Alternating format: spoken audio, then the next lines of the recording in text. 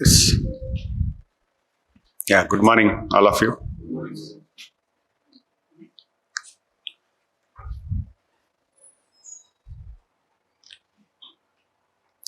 So, myself is Yaqub Basha. I teach history here, both Indian history, Telangana history, as well as the Telangana movement also. You might be knowing about the pattern of syllabus. We have 4 papers altogether in our syllabus. First paper, it deals with general studies.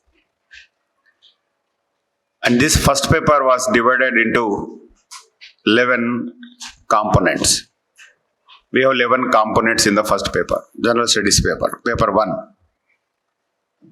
In these 11 components, so I should confine my discussion only to my syllabus, I mean the history part.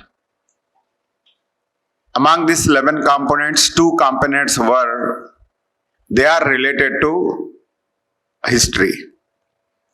If you look into your syllabus, component 6, it deals with Indian history and cultural heritage of India. So that's a part. Then followed by that, you can see the 7th component, it deals with Telangana history. Society, culture, heritage, art and architecture, literature, etc. relating to Telangana. 150 marks are the total marks that have been allotted for this particular paper, paper 1. It carries 150 marks.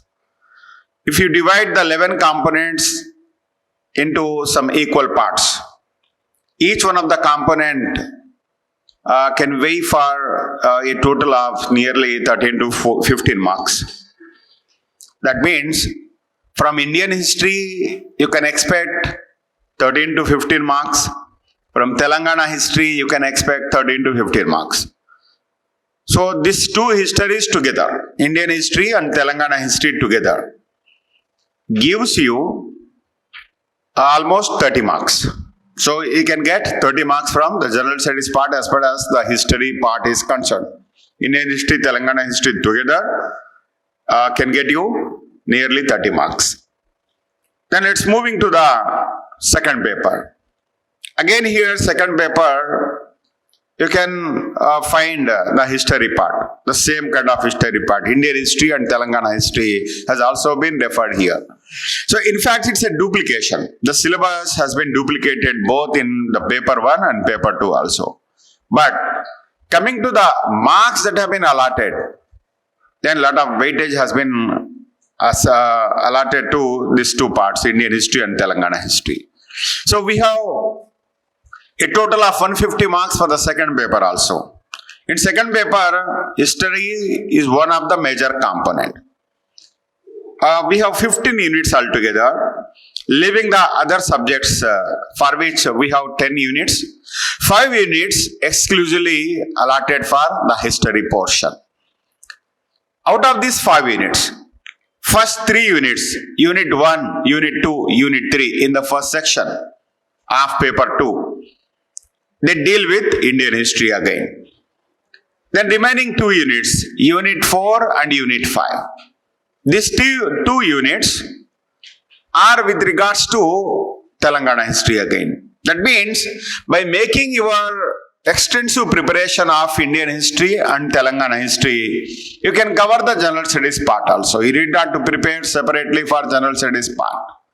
If you make an intensive preparation for Indian history as part of the paper 2 and Telangana history again as part of the paper 2, you will be able to cover the general studies part also. So it means for Indian history, you can get 30 marks from paper 2 and 15 marks from paper 1.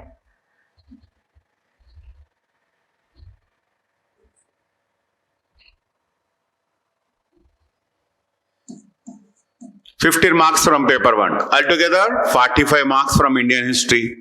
And coming to Telangana history, 20 marks from paper 2. We have 2 units only, 20 marks from paper 2. See, the second section consisting of second paper consisting of 3 different sections.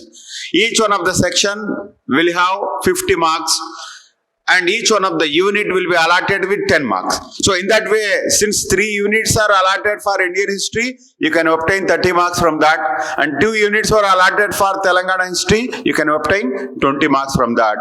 And apart from that, we have the general studies part from where again 50 marks can be expected. So altogether, it comes around 35 marks. So the total marks that can be expected from Indian history and Telangana history together is roughly 80. So you can obtain 80 marks from Indian history and Telangana history. Then apart from this, the last paper, the sixth paper, the Telangana movement.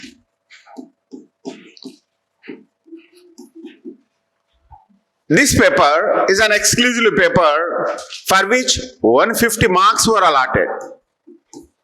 150 marks were allotted to this paper. So this paper also consisting of 3 sections, and for each one of the section you get 50 marks. So altogether it comes around 150 marks. So if you add this 80 and 150,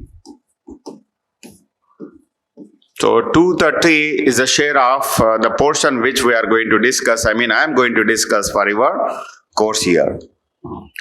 Okay, so that's about the rough weightage allotted to each one of the part of the history. Indian history, Telangana history, and the Telangana formation, the movement.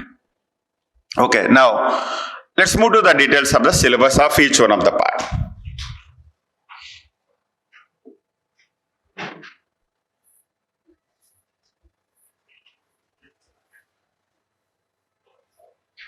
Okay.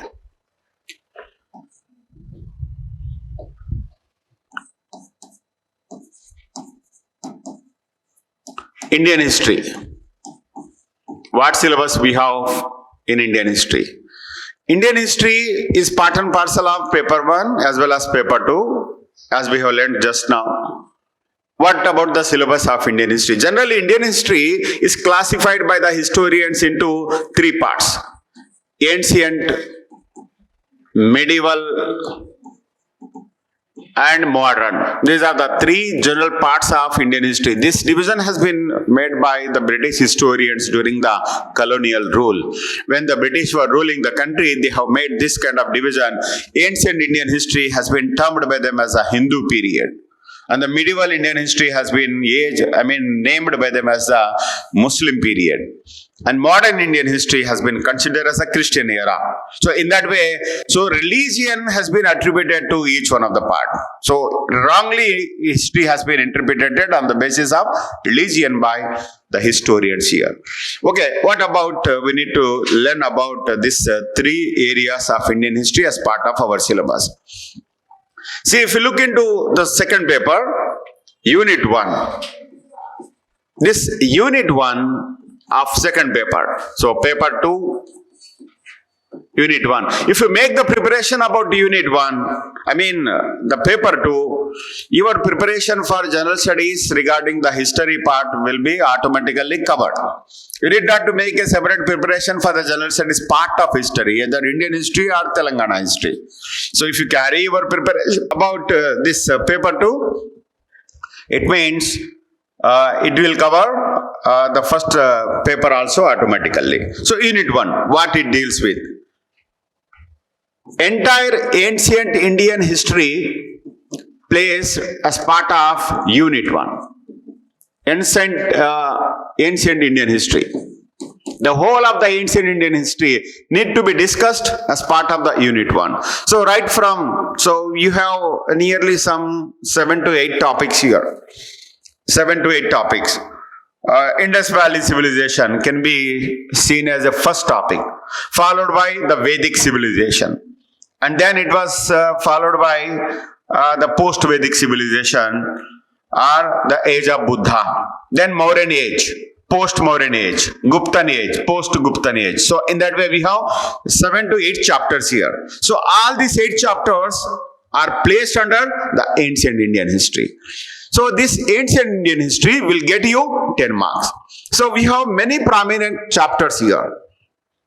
Among these 8 chapters, we have 3 major chapters. For example, the Indus Valley civilization, Vedic civilization, and the post-Vedic age, the age of Buddha, or the age of Buddhism and Jainism. From these topics, most of the questions are being asked by the examiners. You take any of the examination, you take the group 1 prelims examination, or you take the civil services prelims examination, and even in the group 2 examination. So that will be the major areas for asking the questions by the examiner. Most of the questions can be expected from these topics. It doesn't mean rest of the topics are not important. In fact, the very concept of important and unimportant is irrelevant in the objective type of examinations, because question can be expected from any corner. So unlike in the main step of examinations or descriptive kind of examination, you cannot eliminate any one of the chapters, any one of the topics here. You need to go on studying each and every part of the syllabus, because what you consider unimportant, that can be the important part for the examiner, or whatever you consider important, that can be unimportant part for the examiner. So you cannot predict here. That is the case with the objective examination. So that means objective examinations preparation, it required enormous efforts. Lot of efforts are required here. Unlike in the descriptive type of examination, there you can have a lot of choice of excluding some of the parts. Based on the previous question papers, you can eliminate some of the parts here. Some of the topics, some of the questions can be exempted from your preparation. But you cannot take such a risk here. So each and every corner, each and every part going to be equally important for here. So for our general presumption, the first 3 topics, as I have said just now, are more important than the rest of, little more important than rest of the topics. It doesn't mean rest of the topics are not important. They are also important, but these 3 topics little more important than the rest of them. So that's about the first unit, ancient Indian history, where you have some 7 to 8 topics. And you can get 10 questions from here. That means from each one of the topic there will be a definite question. From each one of the topic a definite question will be asked here. Coming to Unit 2. Unit 2. Unit 2 deals with medieval Indian history. The entire medieval Indian history placed under Unit 2 in our syllabus. The whole of the medieval Indian history. Medieval Indian history is the history of almost 1000 years. It commences with the fall of Harshavardhana, with the fall of the Pushyabhuti dynasty. The end of Harshavardhana, the end of Pushyabhuti dynasty, to which the great Harshavardhana did belong, marked the beginning of the medieval Indian history. It commences from 7th century or 8th century onwards. From 8th century, the medieval Indian history commences. From 8th century, it goes up to 18th century. It goes up to 18th century. Roughly speaking, from 750 AD to 1707 AD. These 2 years are considered as the basic years for discussion of the medieval Indian history. So 750 AD is a year in which the ancient part comes to conclusion and medieval parts commences. Then 1707, this particular year has been taken as a base year for ending the medieval Indian history. That year marks with one of the important events, the death of one of the greatest Mughal emperors. In fact, the last great Mughal emperor, Aurangzeb. Aurangzeb has died in that particular year. So with the death of Aurangzeb, did not conclude, did not end the Mughal rule in the country. Even after the death of Aurangzeb also, Mughal rule went on, continued. But the Mughals who have followed Aurangzeb after his death, they were weak successors. So during their rule, the Mughal power went on declining. It started disintegrating. So with that, the British, they started taking advantage of that, and they have went on expanding their territories in the country, and they have emerged as a dominant power in India. So that means from 18th century onwards, you can find the advent of the British, rise of the British in India as a empire builders. That was the reason why the end of the Aurangzeb's rule considered as the end of medieval Indian history. Again, here we have 6 chapters. In the second unit, we have 6 chapters. The first chapter is, of course, about not Delhi Sultanate. It's about the early medieval age. Early medieval age. Early medieval age is a period of 400 years. It commences roughly in 8th century, goes up to 12th century. It's a period of 400 years. During this particular period, you can find many of the dynasties ruling in the country. In North India, we have so many dynasties like the Rajput dynasties, Chauhans, Pratiharas, Solankis, so many such Rajput dynasties, they came into power in North India. They have ruled various parts of North India in this particular period. Then after that, if you come back to the South India, during this particular period itself, during the first 400 years of the medieval age, in South India, we have a dominant power by name Cholas. Question can be expected about the Cholas also, because Cholas have rendered tremendous contribution to our art and architecture, literature. So, enormous contribution can be seen on the part of the Cholas to this cultural field. And apart from that, we have another great power ruling over Western India during the 400 years of the period. In Western India, we have a great power by name the Rashtrakutas. They have carried the construction of the cave structures. Cave architecture was carried by them. So, on this particular kind of contributions of these dynasties, question can be expected. See here, day to day, the trend of the examinations is completely going on changed. Because of that, we need to update our preparation as per the ongoing trend. If you look back to the question paper which we have got in the recently held group and prelims examination, the questions have been completely outstandingly framed by the examiner. The questions were almost on the lines of the civil services prelims examination. So you are not getting the questions like in the previous period. So it has been completely changed here.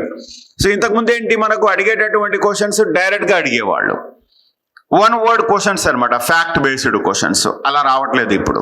So questions their pattern has been changed, their nature has been changed, and the examiner here, I mean the TSPSC, it has started adapting the methods of civil services examinations, where you will be given lengthy questions, not one word questions, nor the fact based questions. No longer this kind of questions are being asked by the examiners here. So earlier we used to have the questions like, in which one of the following years the Kalinga war was fought? So you will be given 4 options here. Option A, 260 BC. Option B, 261 BC. So in that way you will be given 4 options. That will be very easy to find the answer. If you happen to know about the answer, it will be very easy to find the answer. That too within a period of 1 minute. So time also going to be very important factor which decide your success in this type of examination. So if you happen to get the questions like fact based or direct answered questions, you can able to answer these questions within the period of half a minute only. It doesn't require much time, but now the trend has been changed. He's not asking such type of question which can be answered within a period of 1 minute. So examiner, I mean, he wants your time to be consumed in reading the question itself. In reading the question itself, you have to spend almost 1 minute of time. So he is keeping on asking the questions, lengthy questions. He gives 2 lists. List 1, list 2. List 1, list 2. So in that way, 2 lists will be given. In list 1, you will be given certain options, 1, 2, 3, 4. A, B, C, D. So I just discussed some of this type of questions as for example here. So Apart from that, so in list 1 you will be given the names of the personalities, the popular personalities who have taken part in the freedom struggle, for example. Our popular Mughal emperors will be given in list 1. And in list 2 you will be given the importance of each one of the Mughal emperors, or periods of the Mughal emperors, or titles of the Mughal emperors. So in that way you will get the question. Then you will get the 4 options at the end. 4 options will be given. So you need to identify the name of the Mughal emperor and his title, the name of the Mughal emperor and his achievement. So in that way you need to match them first of all. Then after matching them, you need to find the suitable answer from the given 4 options. Earlier pattern is you will be given straight away the 4 options. Jilla-Ilahi was the title of which one of the Mughal emperors? That can be the straight question which you used to get in the previous examination. Then answering such type of questions will be easy. You will be given 4 options here only. So Akbar, Aurangzeb, Jahangir, Shah Jahan. So in that way you will be given the 4 options. So answering them will be very easy and it doesn't take much time also. But just imagine about answering such type of questions.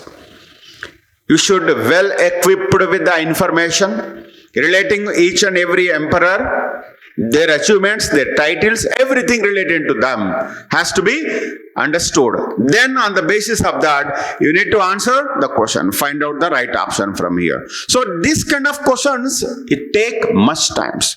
So in that way, the pattern has been changed by the examiners here. So accordingly, we need to update our preparation. We need not to confine to the traditional way of answering the questions which we used to have in the previous the group 2 vertical examinations. Now the trend has been completely changed. Okay.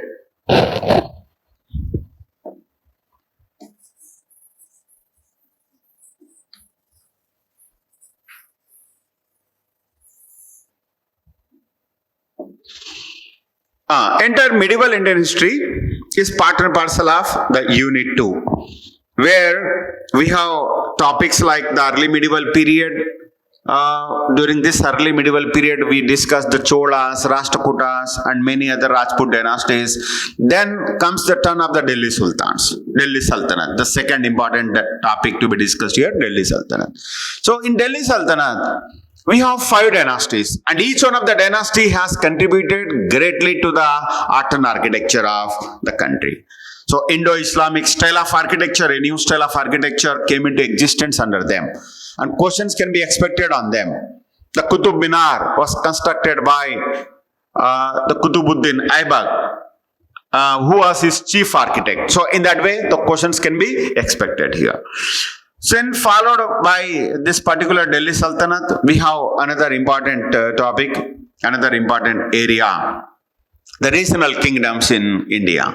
When the Delhi Sultans ruling over the Delhi and northern India, during the same period simultaneously we have certain dynasties ruled over South India, and these South Indian dynasties, they are called as regional dynasties or regional kingdoms. Vijayanagara Empire was there and Bahmani Sultans were there, on whom the questions can be expected again. Then after that comes a turn of religious reform movements in India. So we have 2 great religious reform movements in the medieval period, Bhakti movement, Sufi movements, and the Sufi saints, Bhakti saints, their contributions, their philosophies, it will be another major area of asking the questions for the examiners here. Then followed that, the Mughal Empire, the great Mughal Empire, which came into existence in the medieval period. It has dominated the entire political scenario for almost more than 3 centuries. And they have enriched our architecture. So మన దేశంలో ఉన్నటువంటి వాస్తు శిల్పకళా శైలులను గొప్పగా ఆదరించినటువంటి వారు ఈ మొఘలుల కాలంలో ఏ విధంగా వాస్తు శిల్పకళా శైలులు పోషించబడుతున్నాయి అనేటువంటిది మనకి ఇక్కడ చెప్పడం జరుగుతుంది. సో దీని తర్వాత we come with the Marathas. Another major dynasty Marathas. So మరాఠాలు ఎవరు, వీళ్ళు ఎలా వచ్చారు, ఎలా వీళ్ళు స్వరాజ్ అనేటువంటి ఒక రాజ్యాన్ని స్థాపించుకున్నారు. So we need to discuss that also, how this gentlemen బెనెమ్ Shivaji became the builder of this such a great empire like స్వరాజ్య అనేటువంటిది ఇక్కడ. సో ఇది మిడివల్ ఇండియన్ హిస్టరీలో డిస్కస్ చేసేటటువంటి అంశాలు. Then unit 3. యూనిట్ 3లో we have modern India. Modern India. In fact, modern Indian history is the history of almost 200 years. And strictly speaking, is the history of 200 years. But it commences with the fall of the Mughal emperors and goes up to achievement of independence by the Indian freedom fighters. So, it starts from 18th century, goes up to 20th century. So you might be knowing about an event through which the British have become the dominant power in India in 1757. Battle of Plassey, ఒక గొప్ప యుద్ధం జరుగుతోంది British వారికి మరియు బెంగాల్లో ఉన్నటువంటి ఆ కాలంలో ఉన్నటువంటి నవాబుకు మధ్య ఒక భయంకరమైన యుద్ధం జరిగింది. ఆ యుద్ధంలో నవాబు ఓడిపోయాడు, బ్రిటిష్ వాళ్ళు అధికారంలోకి వచ్చారు. వచ్చిన తర్వాత slowly they went on expanding their empire, their kingdom, their territories, their power at the cost of the native rulers. భారతీయ రాజులు ఎంతసేపు తమలో తాము గొడవలు పడి కొట్టుకుని చచ్చారే తప్ప అందరూ కలిసికట్టుగా బ్రిటిష్ వాళ్లకు వ్యతిరేకంగా పోరాడాలి అనేటువంటి ఆలోచనే చేయలేదు. సో దానివల్ల ఏమైంది, the British have got a very good opportunity. కనుక అవకాశంగా తీసుకుంటున్నారు, ఒకరి తర్వాత ఒకరిని ఓడించుకుంటూ మొత్తం భారతదేశాన్ని అంతా బ్రిటిష్ వాళ్ళు ఆక్రమించుకున్నారు. అది ఎలా ఆక్రమించుకుంటున్నారు? బ్రిటిష్ వాళ్ళు ఒక్కరే భారతదేశానికి వచ్చారా, వాళ్లతో పాటు ఇంకెవరు రాలేదా? So we have 5 European powers. We have landed on the Indian soil in the 16th century, 16th and 17th century roughly. So వీళ్ళలో బ్రిటిష్ వాళ్ళు గొప్ప సామ్రాజ్య నిర్మాతలుగా మారుతున్నారు. So we have 6 topics again here in modern Indian history. 6 topics. Advent of the Europeans. భారతదేశానికి వచ్చిన ఐరోపా వాళ్ళు ఎవరు? వాళ్ళలో how the British have conquer India, conquest of India by the British will be the another area. భారతదేశాన్ని British వాళ్ళు ఎలా ఆక్రమించారు, ఈ ఆక్రమించిన తర్వాత వాళ్ళు ఇక్కడ అనుసరించినటువంటి విధానాలు ఏంటి, what type of administrative systems or administrative policies have been introduced by the British in India. So that can be another major area. So దాని తర్వాత అడ్మినిస్ట్రేటివ్ పాలసీస్ తర్వాత బ్రిటిష్ వారికి వ్యతిరేకంగా వాళ్ళ పాలన కొంతమందికి నచ్చలేదు. ఇక్కడ వాళ్ళు అనుసరించినటువంటి విధానాలు, వాళ్ళు చేసినటువంటి పరిపాలన వ్యవస్థ, ఇవన్నీ నచ్చినటువంటి కొన్ని వర్గాలు they started opposing them, revolting them. So అలా మనకు బ్రిటిష్ వారికి వ్యతిరేకంగా కొన్ని తిరుగుబాట్లు ప్రారంభమవుతున్నాయి. That can be the 4th chapter. The సిపాయిల తిరుగుబాటు, రైతుల తిరుగుబాటు, గిరిజనుల తిరుగుబాటు. This is how we have various communities of Telangana, I mean the Indian society who have fought against the British. How this fight was carried by this communities. So we have to learn that. Then after that, socio-religious reform movements in India. భారతదేశంలో ఏర్పడినటువంటి సామాజిక మత సంస్కరణ ఉద్యమాలేంటి? రాజా రామ్మోహన్ రాయలు, విద్యాసాగర్, అనీ Besant, Dayananda Saraswati, ఇలాంటి కొంతమంది వ్యక్తులు దేశంలో ఉన్న సాంస్కృతిక పరిస్థితులను, సామాజిక పరిస్థితులను, మత పరిస్థితులను మార్చేటటువంటి ప్రయత్నం చేస్తున్నారు. అది ఎలా జరిగింది అనేటువంటిది. And finally the last topic in the modern Indian history is of course the freedom struggle, స్వాతంత్రోద్యమం. సో 1885లో with the formation of the Congress party this struggle was actually commenced. And this struggle went on continued until the achievement of independence in the year 1947. 1947లో స్వాతంత్రాన్ని వచ్చేంత వరకు ఈ పోరాటం కొనసాగుతోంది. ఈ పోరాటంలో భాగంగా జరిగినటువంటి ఉద్యమాలేంటి, ఆ ఉద్యమాలకు ఎవరు నాయకత్వం వహించారు, ఉద్యమ కాలంలో జరిగిన ముఖ్య ఇవన్నీ క్వశ్చన్స్ అనమాట. మనకు వీటి మీద క్వశ్చన్స్ వస్తుంటాయి. Chauri Chaura incident was occurred on which one of the following dates, or Chauri Chaura incident cause the end of which one of the following movement, or Chauri Chaura incident was occurred due to the arrest of which one of the following leaders. So in that way questions can be expected. So that's about the Indian history part. Indian history part will get you, as I told you, 45 marks. So 15 marks from the paper 1 and remaining the 30 marks from the paper 2. So altogether you can get 45 marks from the Indian history part. Okay.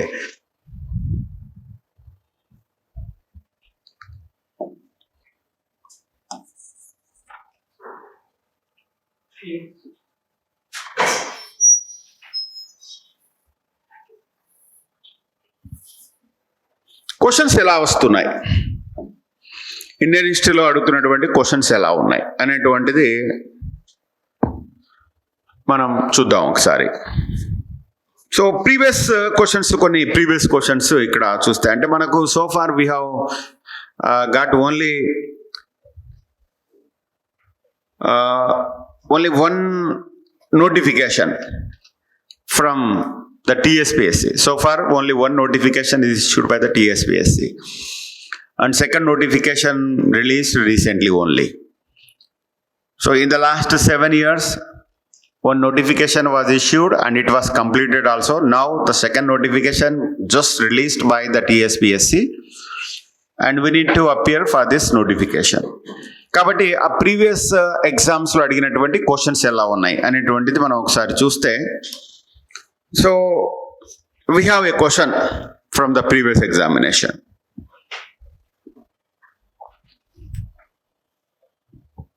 Okay, a pair of answers were given by the examiner. Pair of the answers.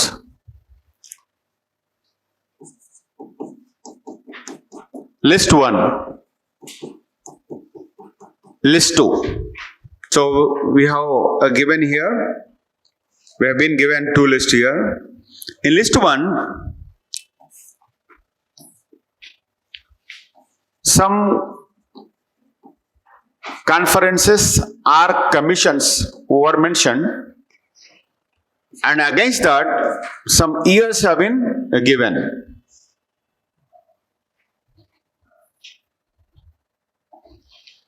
Years.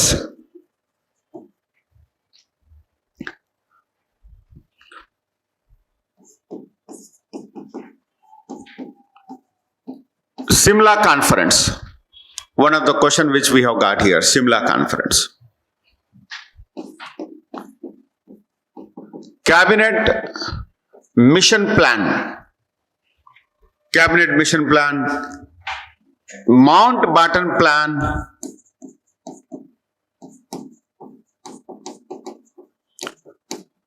Mountbatten plan, INA trials, years.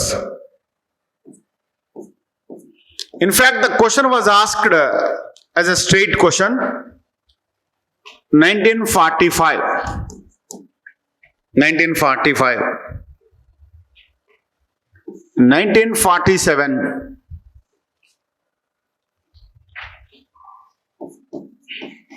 1945 again, 1947. So this is how a question was asked. And the question is, which one of the following pairs is correctly matched?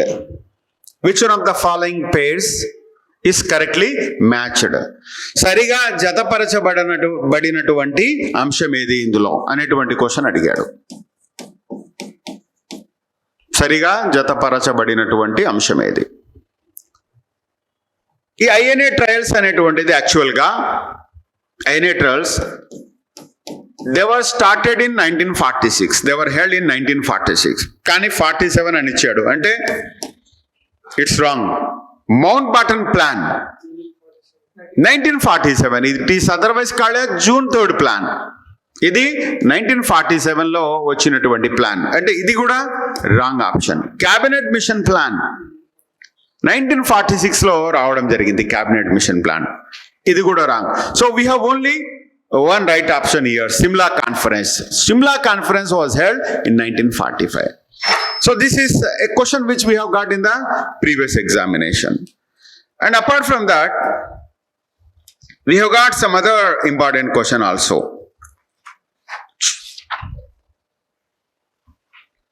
Yeah. ఇంకొక lengthy question అడుగుతున్నాడు ఇక్కడ.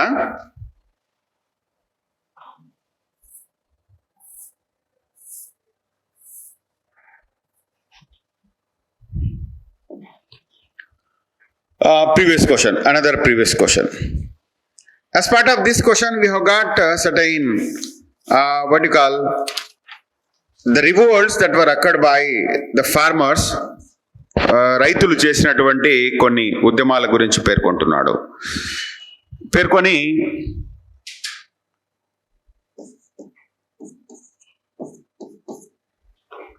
Deccan riots అన్నాడు. Deccan riots, తర్వాత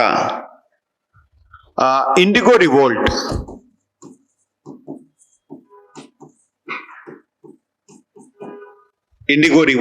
Deccan riots, Bardoli Satyagraha,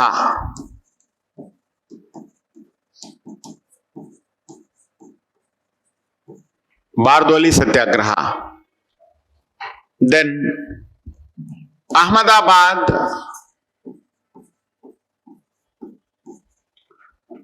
mill strike. The 4 events have been asked here.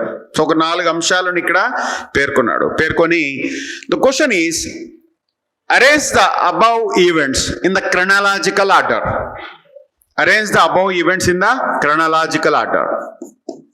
ఈ సంఘటనలను అవి జరిగినటువంటి సంవత్సరాలను ఆధారంగా చేసుకొని క్రమానుగతంగా అమర్చండి. Arrange them in the chronological order. Then in that case, you should know about the years in which these events were occurred. See, in the objective examinations, years also going to be important. Not in the descriptive examination. In descriptive examination, you can ignore them. But here, sometimes the years and dates also are very important. Deccan riots, take for example. Deccan riots held in 1875. That was a year in which the Deccan riots were actually started. Indigo revolt, it was occurred in 1860. Bardoli Satyagraha, 1928. Ahmedabad mill strike, 1918. Gandhiji, under the leadership of Gandhiji, it was carried. So ila 4 సంఘటనలు ఉన్నాయి. So మనకు ఎలా ఇస్తున్నాడు, options ఎలా ఇస్తున్నాడు? A, B, C, D. Option A. B, A, D, C. D, C, B, A. A, B, D, C. These are the 4 options which we have got here. Now, based on the years, if you happen to aware of these years, you can find out the answer easily. Okay. Option B. Yeah, first event was Indigo revolt, followed by Deccan riots, then followed by Ahmedabad mill strike and Bardoli Satyagraha. So these questions are actually fact-based questions. They are based on the facts. Here, just merely keeping in memory about the year, about the incident is enough. But we will have some other type of questions where the questions will be based on the concept. Until and unless you are aware of the concept or understand the conditions of the contemporary period, you will not be able to answer such questions. So I just ask a question of that type. The concept based question, how they can be. So we have got a previous question in the previous exam. Some 4 statements have been given. In the previous exam, some 4 statements have been given as the 4 options. 4 statements. The first statement. Buddhism emerged.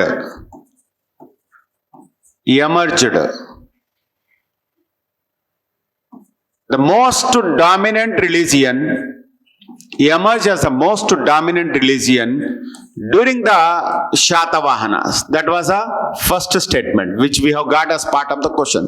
Buddhism emerged as the most dominant religion during the Shatavahanas. It has almost reached to the peak stage. That was a one statement.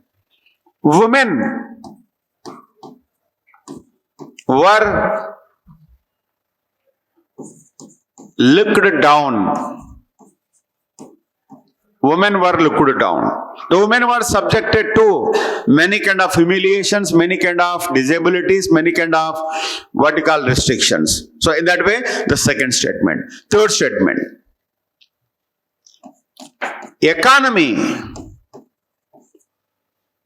was in flourishing conditions.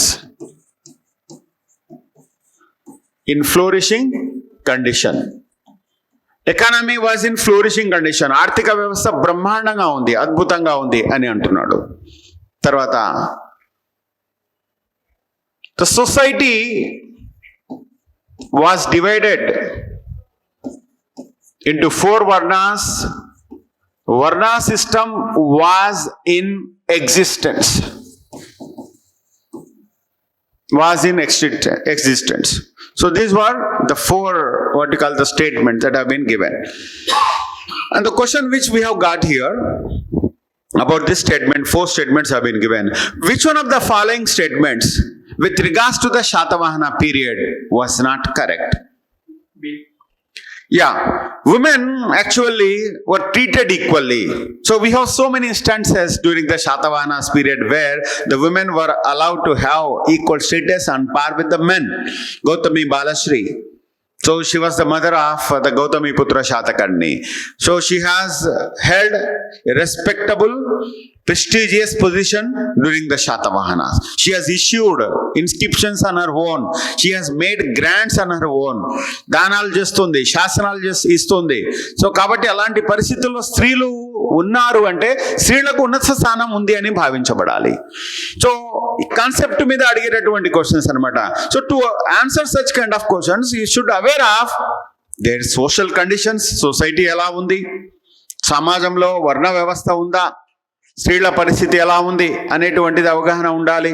అలాగే ఆర్థిక వ్యవస్థ అద్భుతమైనటువంటి దశలో ఉంది అంటున్నాడు. ఎందుకలా ఆర్థిక వ్యవస్థ అద్భుతంగా ఉంది, ఉండడానికి కారణం ఏంటి? We should know that. Then Buddhism ఇక్కడ శాతవాహనుల కాలంలో డామినెంట్ పరిస్థితిలో ఉంది అంటున్నాడు. యాక్చువల్గా Satavahanas they did not follow Buddhism as their official religion. శాతవాహనుల అధికారిక మతం వైదిక మతం.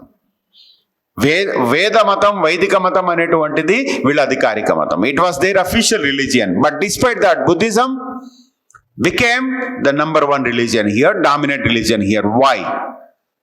ఎందుకంటే ప్రజలు ఆదరించారు దాన్ని, రాజులు కాదు. రాజులు ఆదరించింది వైదికాన్ని, కానీ ప్రజలు దాన్ని ఆదరిస్తున్నారు.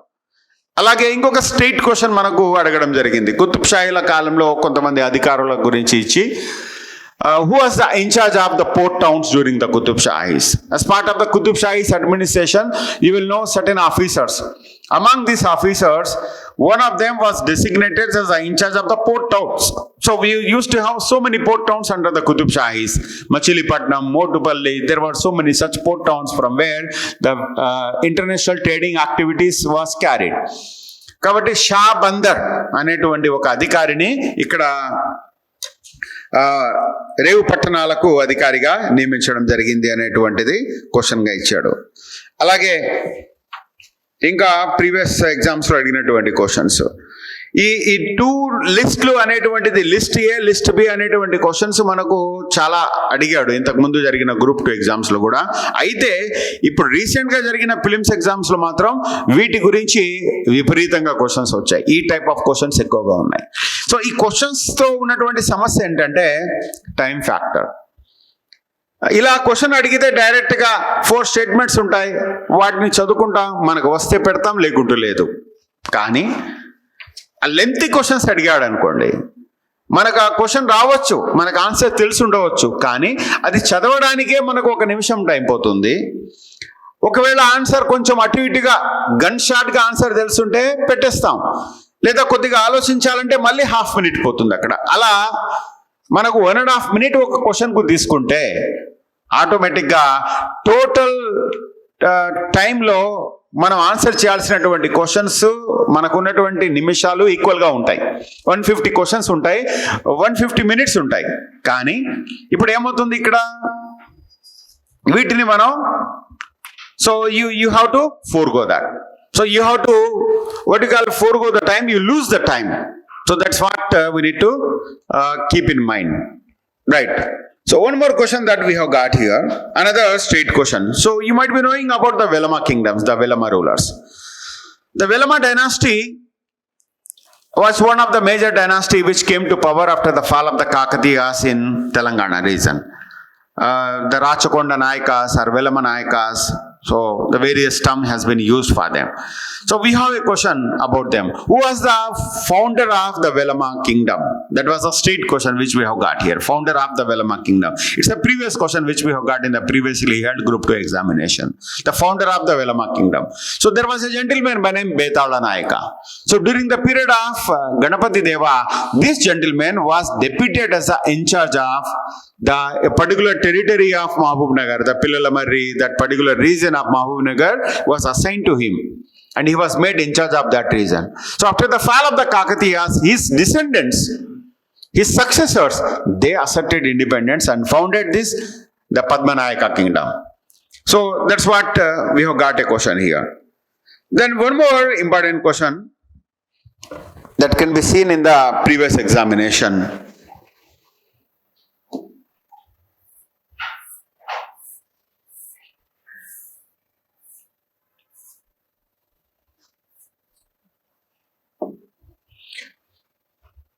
It's also based on the factual information.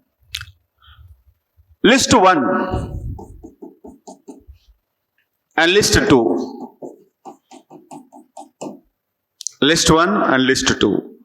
So in list 1 we have got certain what you call the structures, architectural contributions of some of the dynasties. List 1, structures. List 2, dynasties. Structures and dynasties. Okay. As part of the structures, we have got the names of 4 structures. A. Amaravati Stupa. Amaravati Stupa. And list 2, Vishnu Kundins. Amaravati Stupa, Vishnu Kundins. Then B, in list 1, Nelakondapalli. Nelakondapalli. So Buddha statue. Nelakondapalli, Buddha statue. Ichwakus. Ichwakus. And list C, the multi-storied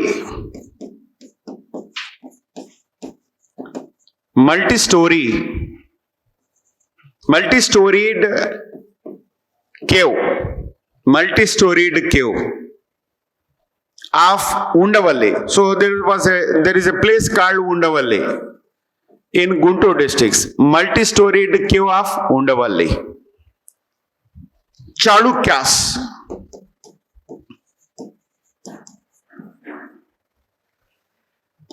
And D, Navabrahma temples of Alampur in Mahabubnagar districts. Navabrahma temples of Alampur in Mahabubnagar district. Shatavahanas. Yeah.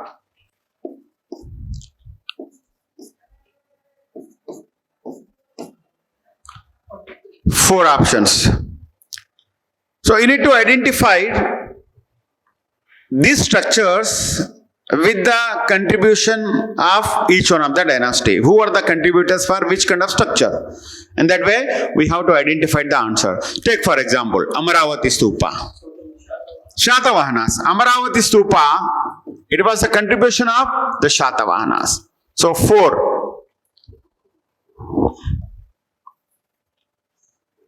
Okay. Nelakondapalli Buddha statue. Nelakondapalli. Where is Nelakondapalli? Khammam district. In Khammam district. This region was actually ruled by the Ichwakus. Ichwakus also patronized Buddhism. So it was them who have contributed for this particular statue. Okay. B. 2. Multi-storied cave structure,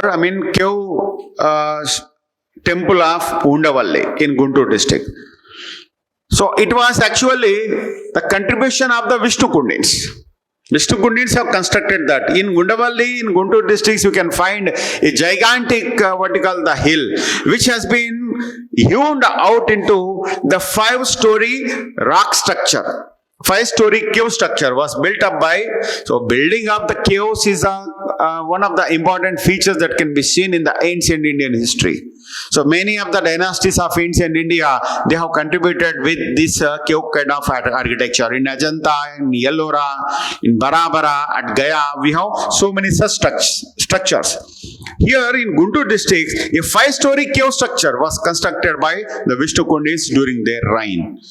So Vishnu Kundins, C1, and Navabrahmeshwara temples of Alampur. So Chalukyas. It was the contribution of the Chalukyas, the Badami Chalukyas, strictly speaking. So in that way, we have the questions in the previous exams. So all these kind of questions are actually based on the factual information. Factual based questions can be answered by anyone for a mere preparation out of a mere preparation. But for answering the questions that are based on the concept, you need to understand the entire information relating to the particular dynasty, their society, their economy, their religion, their cultural contribution, and various factors need to be understood for that to answering such kind of question. So concept based questions is very difficult to be answered. So actually we need to make our preparation by covering both these two kind of answers, both these two kind of questions. So we should be able to address both the kind of two types of questions which can be answered by the help of the preparation. So we have here the Telangana history as part of our syllabus, in fact. So from Telangana history, you can get, as I told you, 35 marks. So nearly 35 questions can be expected from Telangana history. So in Telangana history, what were the important part of the syllabus? Let's see that.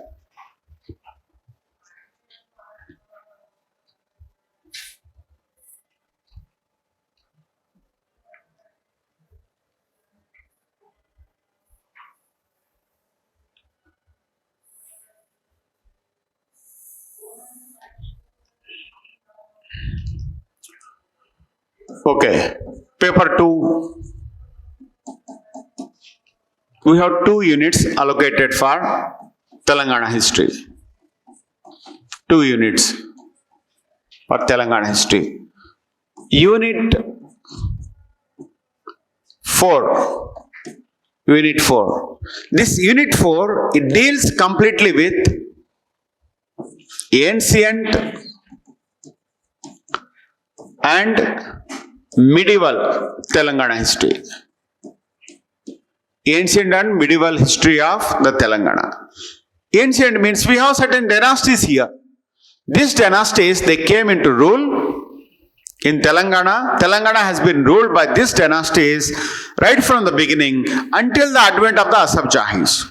So, in Unit 4, what we need to learn here, we have to learn about the dynasties that have ruled Telangana, Shatavahanas, the first and foremost dynasty to rule the Telangana region. They followed by Ichwakus, another major dynasty to rule the Telangana region. Ichwakus, Shatavahanas, Ichwakus. Then Ichwakus were followed by Vishnu Kundins. Vishnu Kundins.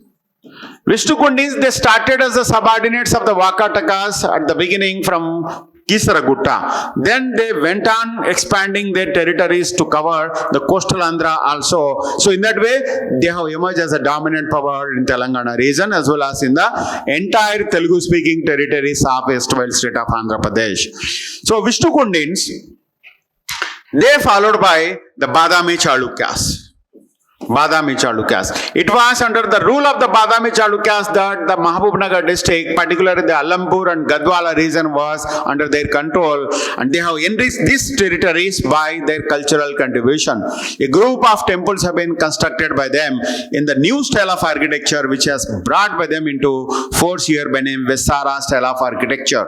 So Badami Chalukyas. These Badami Chalukyas were in turn defeated by Rashtrakutas, and Rashtrakutas later were replaced by the Kalyani Chalukyas. So these were the three major dynasties that have ruled Telangana after the fall of the Vishnukundis. These three dynasties have ruled Telangana after the fall of the Vishnukundis. So during the rule of these three dynasties, in fact, they did not rule Telangana directly.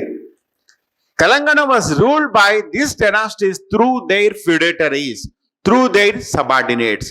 So during their rule, we have three subordinate dynasties here, feudatory dynasties here, which have carried the administration of Telangana region. For example, who are these feudatory dynasties which carried the administration on behalf of their sovereign masters? So we have here the Mudigonda Chalukyas. The Mudigonda Chalukyas. They served as the feudatories of Badami Chalukyas and Vengi Chalukyas also. Then we have the Vemulavada Chalukyas. Vemulavada Chalukyas, they served as the feudatories of the Rashtrakutas and feudatories of the Kalyani Chalukyas. Then Kakatiyas. Kakatiyas also, earlier they were the feudatories. They started their rule as the feudatories of the Kalyani Chalukyas. So they ruled as a feudatory of Kalyani Chalukyas initially. Later, after the fall of the Kalyani Chalukyas, they emerged as the independent dynasty. They became independent and started ruling Telangana as an independent power. So in fact, Kakatiya's rule can be seen by dividing it into two phases. First phase, feudatory phase.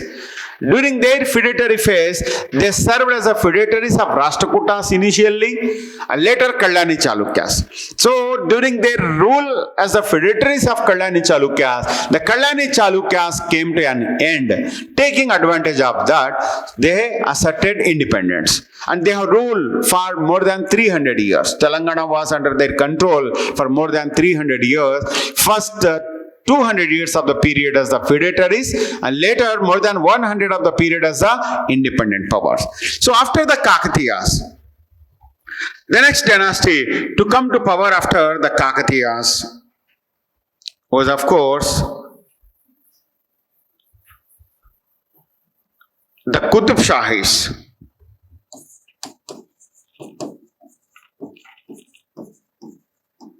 Qutub Shahis. Their rule lasted for 2 centuries.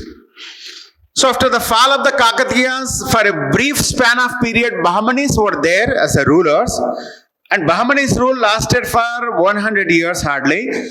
And with the end of Bahmanis power in the Telangana region, Telangana was actually one of the provinces of the Bahmani Empire. But this province was kept under the charge of the Qutub Shahi ruler by name Sultan Kuli. He was in charge. Taking advantage of the decline of the Bahmani Empire, this Qutub Shahi Sultan Kuli, he has asserted independence. So in that way, by 1518, Qutub Shahi's kingdom came into existence in Telangana region, making Golconda as the capital. They have ruled until they were thrown by the Mughals. The Qutub Shahis were replaced by the Mughals. Mughals have ruled just hardly for 40 years.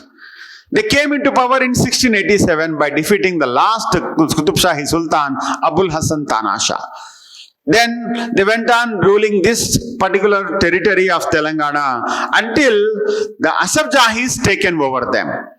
So what we need to discuss as part of this unit 4 of Telangana history in paper 2, the dynastic history of each one of the dynasty commencing from ancient ancient part to the medieval part. Shatavahana, Ichwakus, Vishnukundins need to be studied under the ancient Telangana history. Then the Chalukyas, Rashtrakutas and Kakatiyas required, Qutub Shahis required to be studied under the medieval Telangana history. So that's about the unit 4. What about the Unit 5. Unit 5, it deals with the modern Telangana history. The modern Telangana history. Unit 5. Modern Telangana history.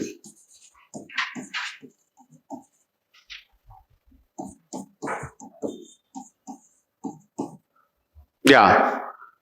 The discussion need to be commenced with the Asabjahis. The first and foremost dynasty to come into power in the modern history of Telangana, Asabjahis. Asabjahis were actually serving as the provincial governors of the Nizams.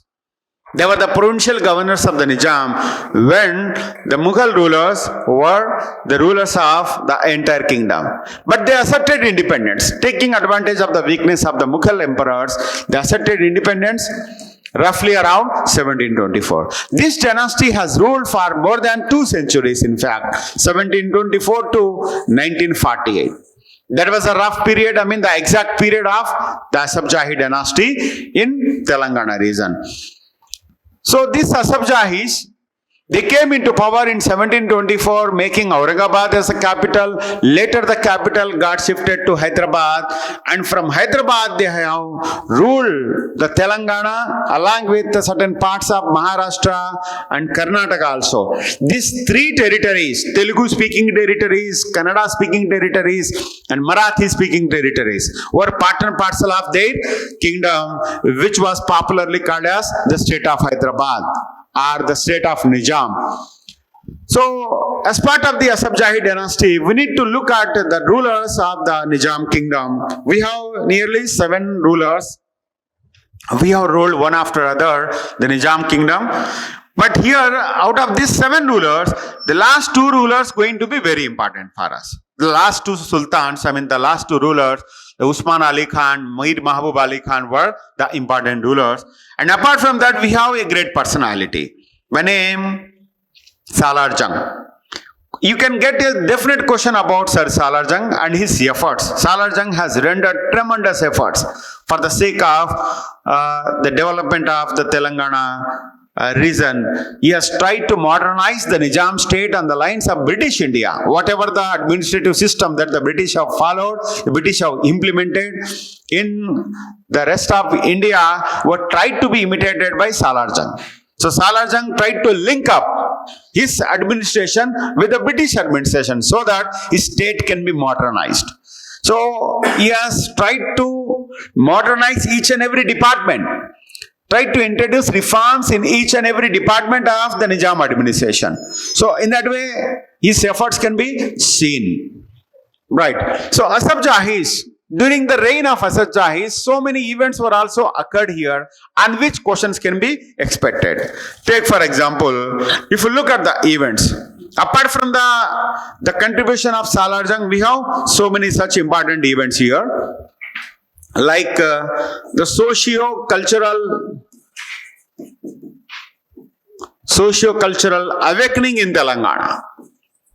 Socio-cultural awakening in Telangana. Efforts have been made by some of the organizations to modernize the Telangana society, Telangana culture, enlighten the people of Telangana. We have certain organizations here like Andhra Janasangh and Andhra Mahasabha. So these organizations, they try to bring certain changes, reforms in the Telangana society and Telangana region. And apart from that, we have the Adi Hindu movement that was started by the Bhagya Reddy Verma, an individual who has tried to uplift the conditions of the Dalit community in Telangana region. Then we have the revolts started by the Communist Party, Telangana Arms Struggle, the revolt of Ramji Gond, and the revolt of Kumram Bhim, etc. also need to be discussed as part of our discussion. Then after that, we have a movement started by the Hyderabad State Congress, a prestigious organization that came into existence in Telangana. And this Hyderabad State Congress, it has started a movement by name the the merger movement or Jain Indian Union movement. Jain Indian Union movement. Nizam Usman Ali Khan, he tried to be independent after the independence of India in 1947.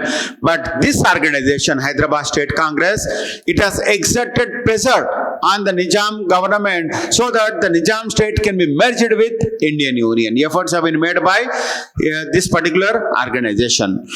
Then after that, a police action was initiated, a military action was initiated by name Operation Polo by the Indian Union government. With this Operation Polo, Indian Union government under its Home Minister Sardar Vallabhbhai Patel initiated an operation, military operation against the Nizam state, with which the Nizam state got merged with the Indian Union. So in that way, you have so many topics to be discussed in Unit 5th also. These were the major areas as part of the Telangana history. So this Indian history and Telangana history together amounting for almost 80 marks, covering both the paper 1 and paper 2. And in paper 6 we have the Telangana movement. Telangana movement again has been divided into 3 major sections, each one of the section consisting of the 5 units again. And every unit will be allotted equal marks, 10 marks. Every unit will carry the 10 marks. So the first section of the Telangana movement is about the origination of the idea of separate Telangana, how the very idea of Telangana came into existence. But before that, we have to understand in the first section certain discriminatory policies of the state governments of Andhra Pradesh in the erstwhile state of Andhra Pradesh, which led to the growing discontent among the people of Telangana. The people of Telangana developed a kind of discontent, dissatisfaction against the oppressive, discriminative and derogative policies of the state government of Andhra Pradesh, against which the debates and discussions have been started by a group of intellectuals. So with the result in 1969, the Telangana witnessed the rise of an agitation by name the Jai Telangana movement. So this Jai Telangana movement resulted into certain measures to be taken by the central government, like the 5-point formula or 8-point formula. So in that way, the governments of Andhra Pradesh and government of India has tried to pacify the movement. So that has to be discussed in the section, the first section, where we have the 5 units. In the second section is about the mobilization phase of the movement. In second section, so we have certain events where the idea of separate Telangana got strengthened. So many such events have been occurred in the second phase, where the Telugu Desam party government, it comes into existence in 1980s. With the result, migrations were started on large scale from the coastal Andhra into various places of Telangana region, taking advantage of the governments which were headed by the Telugu Desam party government. So here the migrations have been promoted by them in order to establish their hold over the Telangana region as well as the twin cities of Hyderabad and Secunderabad. And on the pretext of the bringing the cine industry from Madras into Hyderabad, large-scale government lands began to be transferred to the non-Telangana people, where they have established the studio, they have established the production units at the cost of the Telangana people. But the people of Telangana could not get benefit out of this entire, the measures that have been taken by the governments of Andhra Pradesh. So how the governments in the period of 1980s tried to destroy the lands, the government lands which were under the control of the government. So these lands were actually Sarfakas lands owned by the Nizam. So after the merger of the Nizam state into Indian Union, these lands were turned into the government lands. So they were transferred to the migrants on large scale for construction of residential colonies. So we have, for example, the KPHB colony. So more than 1100 acres of land was granted to the KPHB colony at the rate of 100 rupees per acre and a nominal price. So in that way, the lands of Telangana region were transferred to the migrants of Andhra so that they can establish their hold, their residences, in order to avoid the future recurrence of the separate Telangana movement like which we have faced in the 1969. So in that way, the mobilization phase can be observed. In the third section, what we can see, in the third section, revival of the movement can be seen in the third section. So in 2001, with the advent of TRS party, a new party came into existence in 2001 by name TRS with the sole intention of, with the single point agenda of achievement of separate Telangana. So under this TRS, so many activities have been carried like the Pallebata, Bastibata, and many irrigational injustices, enlightenment programs have also been carried by the TRS party, with which the people could be mobilized, the people's enlightenment could be ensured. With that, most of the sections of Telangana society got motivated and started involving in the agitation. So with that, agitation got intensified under the leadership of the TRS party. Apart from that, the employees community and many other sections, intellectuals, journalists, advocates, teachers, women, minorities, backward classes, SCs, STs, all these sections, they got mobilized by the TRS party through its activities and enlightenment programs. So with that, the movement got intensified and the central government headed by Manmohan Singh was forced to come to the redressal of the grievances of the Telangana people, with which Chidambaram, the Home Minister, he made the announcement for the favorable creation of separate Telangana. And subsequently, the Sakala Janula Samme, Million March, and Chalo Assembly, so many such programs that were launched by Telangana Political JAC, as well as the other organizations like the TRS party and Telangana Jagruti. So with the help of these kind of agitations under those organizations, the central government in 2013 eventually forced to come to a favorable decision in favor of creation of separate state of Telangana. So accordingly, the bill for creation of separate Telangana was introduced in the parliament by the closure of 2013, and in the beginning of 2014, the bill was got approved by both the houses of parliament, Lok Sabha and Rajya Sabha, in the month of February. So after that, the Reorganization Act was passed, and accordingly, the state of Telangana was created. So how this journey of achievement of separate Telangana was achieved by the people of Telangana right from 1948 up to 2014. So this entire discussion has to be made by dividing it into 3 major sections and 15 different units. So that's about the syllabus of the Telangana movement.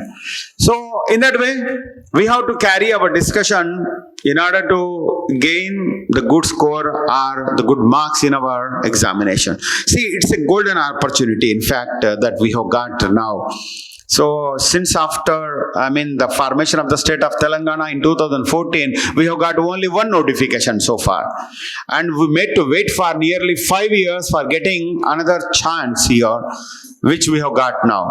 So if you lose this opportunity of making a sincere attempt to fulfill your dream of getting the government job in the notification, you have to wait for another 5 years. So nobody knows when the next notification comes.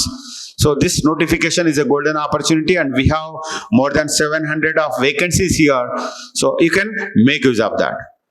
Okay, so we will be meeting subsequently also. So from tomorrow onwards, I think the class is going to be commenced here.